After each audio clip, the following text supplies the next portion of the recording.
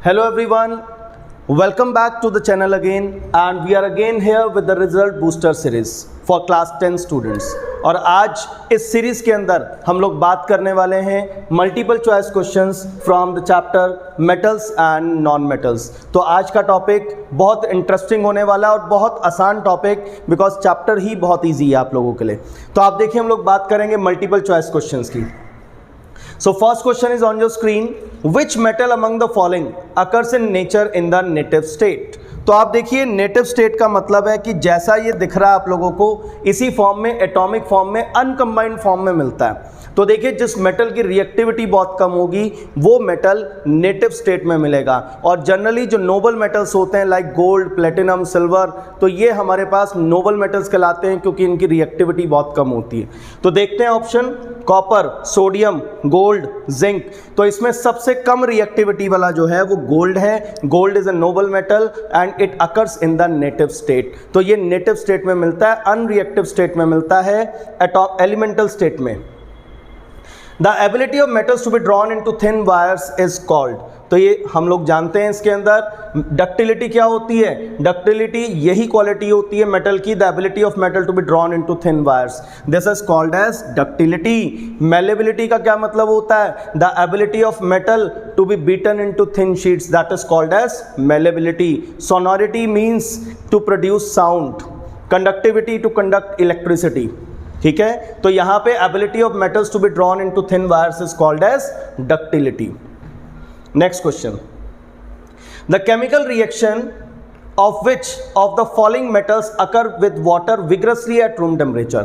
इनमें से कौन सा मेटल ऐसा है, let us see the options। इनमें से कौन सा मेटल ऐसा है जो वाटर के साथ विग्रसली रिएक्ट करता है, जिसकी रिएक्टिविटी वाटर के साथ बहुत ज़्यादा है। तो आप देख सकते हैं कॉपर, सोडियम, आयरन और कैल्शियम। आपको मालूम है पीरियोडिक टेबल में ग्रुप 1 के अंदर सोडियम होता है, पोटेशियम होता है, ये बहुत ही रिएक्टिव मेटल्स होते हैं और इनका रिएक्शन वाटर के साथ विग्रस होता है। They react with cold water vigorously, तो बहुत ही विग्रस रिएक्शन होता है। तो इसका मतलब मेरा करेक्ट ऑप्शन है यहाँ पर सोडियम। तो सोडियम और पोटेशियम ऐसे मेटल्स हैं जो विग्रसली वाटर के साथ रिएक्ट करते हैं। चलिए next question, which metal among the following will melt into liquid when it is placed on the palm? तो ये आपको पता होना चाहिए एक ऐसा मेटल जिसका मेल्टिंग पॉइंट बहुत कम होता है, तो वो अगर हम पाम के ऊपर रखेंगे तो ये मेल्ट होकर क्या बनाएगा, ये मेल्ट हो जाएगा, it will change into liquid state. तो आप देखिए इसके अंदर वो कहते हैं ऐसा कौन सा मेटल है जिसको हम अपनी पाम के ऊपर रखेंगे तो वो मेल्ट हो जाएगा। तो यू शुड रिमेंबर दैट ऐसा एलिमेंट हमारे पास होता है सीजियम। सीजियम का जो मेल्टिंग पॉइंट होता है राउंड अबाउट रूम टेम्परेचर होता है, इसको पाम पे रखते हैं तो ये मेल्ट हो जाता है। तो ऐसे क्वेश्चंस ये फैक्ट बेस्ड क्वेश्चंस होते हैं, तो जिसको आंसर पता है वही स्टूडेंट इस क्वेश्चन का आंसर दे सकता है। और अपने आप में एक इंपॉर्टेंट क्वेश्चन है कि ऐसा कौन सा मेटल है जिसको पाम पे रखें तो वो मेल्ट हो जाता है। आपके हाथ से या आपकी पाम से ही वो हीट एनर्जी गेन करेगा एंड इट विल मेल्ट। तो आप देखिए आंसर है सीजियम। कुछ लोग इसका आंसर मरकरी लिख कर आएंगे, तो मरकरी तो ऑलरेडी लिक्विड स्टेट में है, वो मेल्ट क्या होगा, समझ गए। तो आंसर इसका क्या है, आंसर इज सीजियम। सीजियम का मेल्टिंग पॉइंट बहुत कम होता है जिसकी वजह से पाम पे रखते ही वो मेल्ट हो जाता है।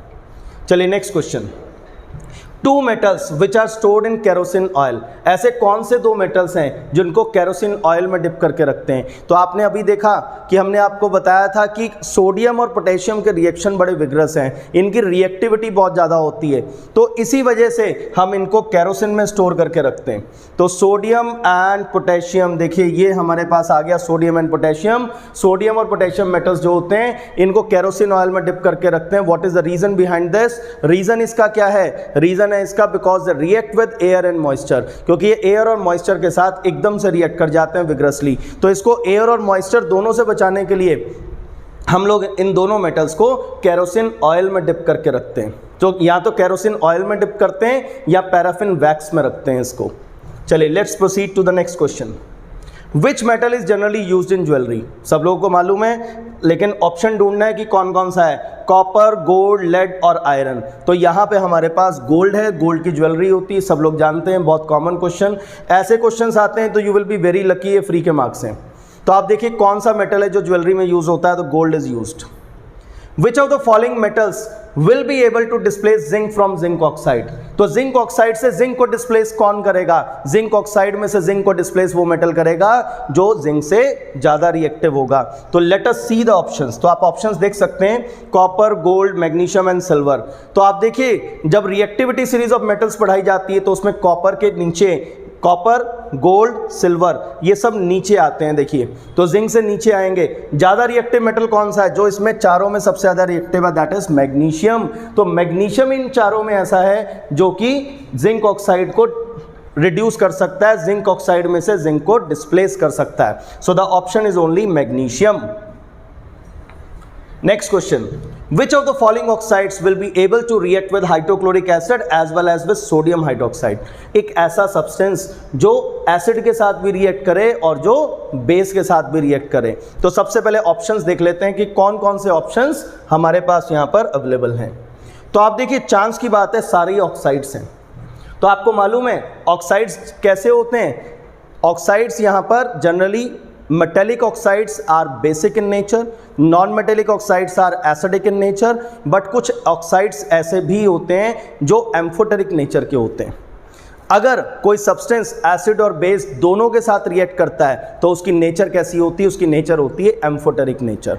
अब उसके एग्जाम्पल्स जो थे, दो एग्जाम्पल याद कर लें एम्फोटेरिक नेचर के, एक एल्युमिनियम ऑक्साइड और दूसरा जिंक ऑक्साइड। तो एल्युमिनियम ऑक्साइड और जिंक ऑक्साइड दो ऑक्साइड्स ऐसे हैं जिनकी नेचर एम्फोटेरिक होती है। एग्जाम्पल्स तो और भी बहुत सारे हैं, पर आपके सिलेबस से रिलेटेड ये दो एग्जाम्पल्स इंपॉर्टेंट है। तो आप देखिए, calcium oxide basic, magnesium oxide basic, copper oxide basic. सिर्फ एल्युमिनियम ऑक्साइड ऐसा है जिसकी नेचर एम्फोटेरिक होती है, यानी कि ये एसिड के साथ भी रिएक्ट करता है और ये बेस के साथ भी रिएक्ट करता है। तो क्वेश्चन में ध्यान से देखिए क्या पूछा था आप लोगों से। क्वेश्चन में पूछा था which of the following oxides will be able to react with hydrochloric acid as well as with sodium hydroxide. कौन सा ऐसा ऑक्साइड इसके अंदर है जो हाइड्रोक्लोरिक एसिड के साथ भी रिएक्ट करे HCl के साथ और सोडियम हाइड्रोक्साइड के साथ भी रिएक्ट करे, यानी कि NaOH के साथ and form salts.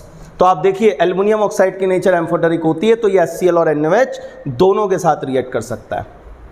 Which metal react with dilute nitric acid to form hydrogen gas? देखिए, नॉर्मली क्या होता है, कोई भी मेटल होता है जो हाइड्रोजन से ज़्यादा रिएक्टिव हो, वो डाइल्यूट एसिड में से, किसी भी डाइल्यूट एसिड में से हाइड्रोजन को डिस्प्लेस कर देता है और हाइड्रोजन इवॉल्व हो जाती है। लेकिन ज़्यादातर मेटल्स जो होते हैं वो नाइट्रिक एसिड के साथ हाइड्रोजन को डिस्प्लेस नहीं करते। क्यों नहीं करते? अगर वो मेटल आएगा HNO3 के साथ रिएक्ट करेगा, हाइड्रोजन डिस्प्लेस होगी। लेकिन जो नाइट्रिक एसिड होता है, it is a very good oxidising agent. Hydrogen produce होते ही ये नाइट्रिक एसिड उसको ऑक्सीडाइज कर देगा। So it is a very good oxidising agent. So since HNO3 एक ऑक्सीडाइजिंग एजेंट है, तो नॉर्मली जो मेटल्स होते हैं वो HNO3 के साथ हाइड्रोजन गैस डिस्प्लेस नहीं करते। बट इसमें दो एक्सेप्शंस थे, मैंगनीज और मैग्नीशियम। तो आप देखिए, इसके अंदर अगर हमें ऑप्शन मिल जाएगा तो बहुत अच्छी बात है। यस, तो मैग्नीशियम ऑप्शन हमें मिल गया है। तो मैग्नीशियम एक ऐसा मेटल है जो यहाँ पे वेरी डाइल्यूट नाइट्रिक एसिड के साथ हाइड्रोजन गैस बना सकता है। तो यू शुड रिमेंबर दिस कि मैग्नीशियम एक ऐसा मेटल है जो डाइल्यूट नाइट्रिक एसिड के साथ रिएक्ट करके हाइड्रोजन गैस बना सकता है। बाकी केसेस में हाइड्रोजन गैस ऑक्सीडाइज हो जाती है। चलिए, अब देखिए, which non metal is a good conductor of electricity? Generally non metal की प्रॉपर्टी होती है कि non metals are bad conductor of electricity. जो नॉन मेटल्स होते हैं वो बैड कंडक्टर ऑफ इलेक्ट्रिसिटी होते हैं। एक ही एक्सेप्शन आप लोगों ने पढ़ा है, carbon in the form of graphite. तो आप ऑप्शंस देखिए, carbon in the form of diamond, it is a bad conductor of electricity. Sulphur, boron, bad conductor. एक ही एक्सेप्शन मैंने पढ़ा था, दैट इज ग्रेफाइट। तो इसका मतलब एक्सेप्शंस में से सवाल बहुत सारे पूछे जाते हैं। जनरल प्रॉपर्टीज तो हमें पता होनी चाहिए। जहां कहीं भी मेटल की प्रॉपर्टीज में या नॉन मेटल की प्रॉपर्टीज में जो भी एक्सेप्शनल केसेस हैं वो सब इंपॉर्टेंट हैं। ठीक है, which is the liquid metal, that is mercury. Which is the liquid non metal, that is bromine. समझ गए? तो ये सब बातें आपको पता होनी चाहिए। ऐसा कौन सा नॉन मेटल है जिसके ऊपर लस्टर होता है, दैट इज आयोडीन। तो ऐसे जितने भी एक्सेप्शनल केसेस आपने पढ़े हैं, ठीक है, नॉन मेटल्स जो होते हैं इसके अंदर वो बैड कंडक्टर होते हैं। Only graphite is the good conductor of electricity, ये इलेक्ट्रिसिटी कंडक्ट करता है। चलिए, let's move on to the next question. Aqua regia. देखिए, एक्वा रिजिया जिसको रॉयल वाटर भी कहा जाता है, तो एक्वा रिजिया एक ऐसा मीडियम होता है जिसमें नोबल मेटल्स गोल्ड और प्लेटिनम भी डिसॉल्व हो जाते हैं। तो ये एक ऐसा मीडियम होता है जो गोल्ड और प्लेटिनम जैसे मेटल्स को डिसॉल्व करने के काम आता है। तो आप लोग देखिए इसके अंदर व्हाट इज एक्वा रिजिया। तो मैं आपको बता देता हूं इसके अंदर एक्वा रिजिया में क्या होता है, conc HNO3 plus conc HCl। किस रेशो में? It is present in 1:3। 3 parts of conc HCl and 1 part of conc HNO3 is mixed. तो देखते हैं क्या हमें ऑप्शन मिलता है। देखिए conc HNO3 conc HCl, H2SO4 वाला तो ऑप्शन हो ही नहीं सकता, बात ही खत्म। रेशो 3:1 होगी या 1:3, ये भी खत्म हो गया। तो आपको पता होना चाहिए कि कॉन्क HNO3 और कॉन्क HCl को मिक्स करके हमारे पास एक्वा रिजिया बनता है। लेकिन आप देखो इस रेशो के हिसाब से तो 3 parts of conc HNO3 and 1 part of conc HCl, और इस रेशो के हिसाब से 1 part of conc HNO3 and 3 parts of HCl। तो हमारे पास करेक्ट ऑप्शन है 1:3, तो डी पार्ट आंसर है। इसमें यह भी देख लेना कि कभी ऑप्शंस के अंदर वो क्या करें, आप 1:3 तो याद कर लो, हो सकता है वो इसको रेशो को रिवर्स करके दे दें, conc HCl ratio conc HNO3 3:1। तो ऐसा भी सवाल दे सकते हैं कि what is aqua regia, it contains 3 parts of conc HCl and 1 part of HNO3। तो HNO3 रेशो HCl निकालोगे तो 1:3, और HCl रेशो HNO3 निकालोगे तो 3:1। तो क्वेश्चन को रीड बहुत ध्यान से करना है। और क्या काम आता है एक्वा रिजिया? ये नोबल मेटल्स गोल्ड प्लेटिनम को डिसॉल्व करने के काम आता है, ठीक है। तो इसको रॉयल वाटर भी कहा जाता है। रॉयल वाटर इसलिए क्योंकि गोल्ड प्लेटिनम जैसी चीजें भी इसके अंदर डिसॉल्व हो जाती हैं। एक और आपको इंटरेस्टिंग फैक्ट बता दें, गोल्ड और प्लेटिनम को आप अगर इंडिविजुअली अलग अलग HNO3 या HCl में डिसॉल्व करने की कोशिश करोगे तो गोल्ड ना तो HNO3 में डिसॉल्व होता है, ना ही वो हाइड्रोक्लोरिक एसिड में डिसॉल्व होता है। लेकिन हाँ, जब आप इनको मिक्स करके एक्वा रिजिया बना देते हैं तो एक्वा रिजिया के अंदर गोल्ड प्लेटिनम जैसे मेटल्स डिसॉल्व हो जाते हैं। तो एक बहुत ही valuable information, what is aqua regia. तो एक कॉम्पोजिशन याद करेंगे। Which of the following pairs will not undergo displacement reaction, किसमें डिस्प्लेसमेंट रिएक्शन नहीं होगा? तो देखिए 4 ऑप्शन आपके पास फिर से। Silver and copper sulphate solution, silver less reactive metal है, इसको डिस्प्लेस नहीं करेगा। तो ये मेरा आंसर है, मुझे पहले ही मिल गया आंसर, चांस की बात है, पहला ऑप्शन पढ़ते ही आंसर मिल गया। अब देखो iron more reactive than copper, magnesium more reactive than copper, zinc more reactive than copper. More reactive metals less reactive metal को सॉल्ट सॉल्यूशन से डिस्प्लेस कर सकते हैं। तो ये तीनों ही मेटल्स कॉपर सल्फेट में से कॉपर को डिस्प्लेस कर सकते हैं। Silver is less reactive than copper, तो सिल्वर डिस्प्लेस नहीं करेगा कॉपर को फ्रॉम कॉपर सल्फेट सोल्यूशन। तो उन्होंने यही पूछा था, विल नॉट अंडरगो। बहुत ध्यान से क्वेश्चन पढ़ना होता है, विल नॉट अंडरगो, किस केस में रिएक्शन नहीं होगा, डिस्प्लेसमेंट रिएक्शन नहीं होगा। तो इसका मतलब सिल्वर और कॉपर सल्फेट के केस में रिएक्शन नहीं होगा। चलिए, विच of the following metals has highest melting point? Options देखिए, ऑप्शंस है copper, silver, sodium and tungsten. आपको बता दें कि जो बल्ब्स होते हैं, इलेक्ट्रिक बल्ब्स, आपने देखा होगा अपने बचपन में कुछ इलेक्ट्रिक बल्ब्स घर में लगे होते थे, येलो कलर की लाइट देते थे, उनके अंदर एक फिलामेंट होता था। वो फिलामेंट हमारे पास जो होता था वो टंगस्टन का फिलामेंट होता था। उसका मेल्टिंग पॉइंट बहुत हाई होता है, समझ गए, टंगस्टन का मेल्टिंग पॉइंट बहुत हाई होता है। तो इसको याद रख सकते हैं, इन चारों में हाईएस्ट मेल्टिंग पॉइंट जो होता है टंगस्टन का होता है। और टंगस्टन के फिलामेंट को इलेक्ट्रिक बल्ब में इसीलिए यूज किया गया था क्योंकि उसको बहुत हाई टेम्परेचर तक हीट कर सकते हो, फिर भी वो मेल्ट नहीं होता क्योंकि उसका मेल्टिंग पॉइंट बहुत हाई होता है। So tungsten has very high melting point, you should remember this property of tungsten. चलिए next question. An element reacts with oxygen to give a compound. अब बात को समझिएगा, एक एलिमेंट ने ऑक्सीजन से रिएक्ट करके एक कंपाउंड बनाया, वो कंपाउंड होगा ऑक्साइड। चलिए बिल्कुल ठीक है, with a high melting point.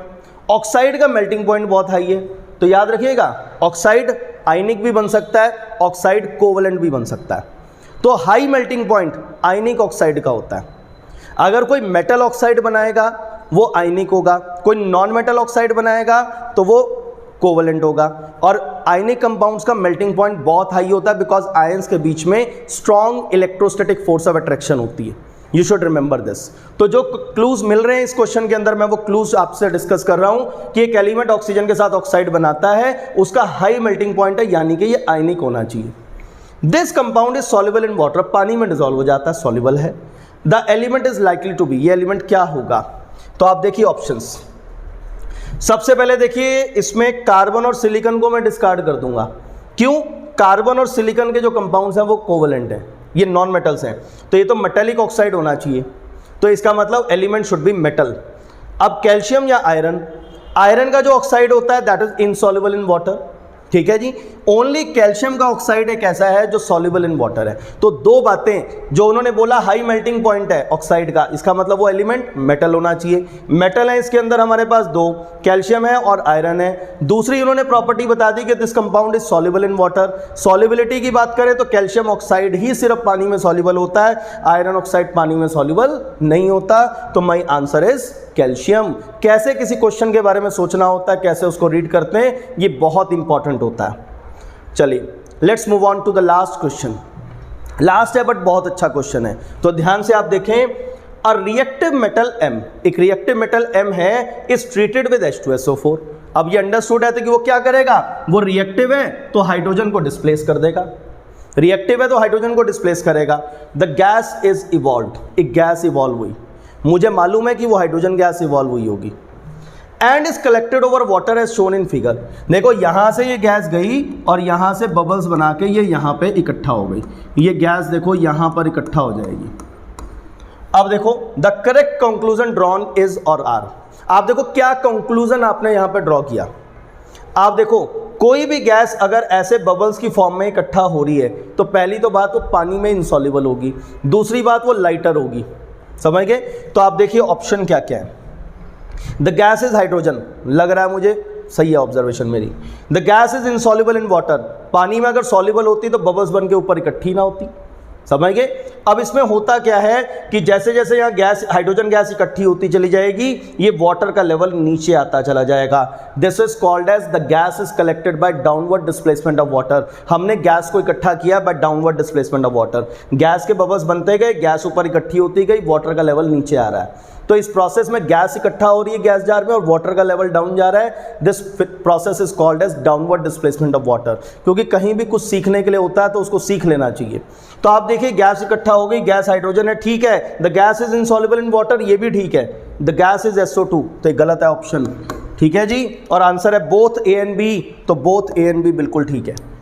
अब ये क्वेश्चन स्पेशल कैसे है, ये स्पेशल है सिर्फ एक कारण से, क्योंकि जैसे ही बच्चा ए पार्ट पढ़ेगा द गैस इज हाइड्रोजन, वो उसको टिक कराएगा, समझ गए। तो इसलिए कभी भी फर्स्ट ऑप्शन अगर आपको करेक्ट मिल भी जाए तो भी आपको सारे ऑप्शंस रीड करने हैं, बाकी तीन को श्योर कर लो कि वो गलत है, समझ गए। फिर आप अपने आंसर को टिक करिए, बिकॉज आंसर्स आपको फिल करने OMR शीट के ऊपर पेन से टिक करने हैं, समझ गए। एक लेक्चर हम आपको, एक वीडियो ऐसी भी दिखाएंगे जिसमें हम आपको OMR शीट को प्रॉपरली कैसे फिल करना है, क्या क्या प्रिकॉशंस लेनी है, हम आपको वो भी बताएंगे just before your exams. But अभी टाइम है प्रिपरेशन करने का। OMR शीट पे आंसर को मार्क करने के बाद there is no option to change that, आपको चेंज करने का ऑप्शन नहीं मिलेगा। तो just be very very careful, तो बहुत ही केयरफुल आप लोगों को रहना है। यहाँ पे हम लोगों का आज का सेशन ओवर होता है। एंड बहुत ही इंपॉर्टेंट, आप अपने नोट्स को अच्छे से रिवाइज करो, चैप्टर को अच्छे से रिवाइज करो, और जितने भी वीडियोस हमने आप लोगों को अभी तक प्रोवाइड किए हैं सबको बहुत अच्छे से प्रिपेयर करो। अगर आपने सारी वीडियोस अभी तक नहीं देखी हैं तो प्लेलिस्ट ओपन करो इस चैनल पे, और प्लेलिस्ट ओपन करते ही आपको सारी वीडियो सीक्वेंस के अंदर मिलेंगी, और चैप्टर 1 से स्टार्ट करके सारी वीडियोज़ को अटेम्प्ट करें। So that's all for the day. Thank you everyone.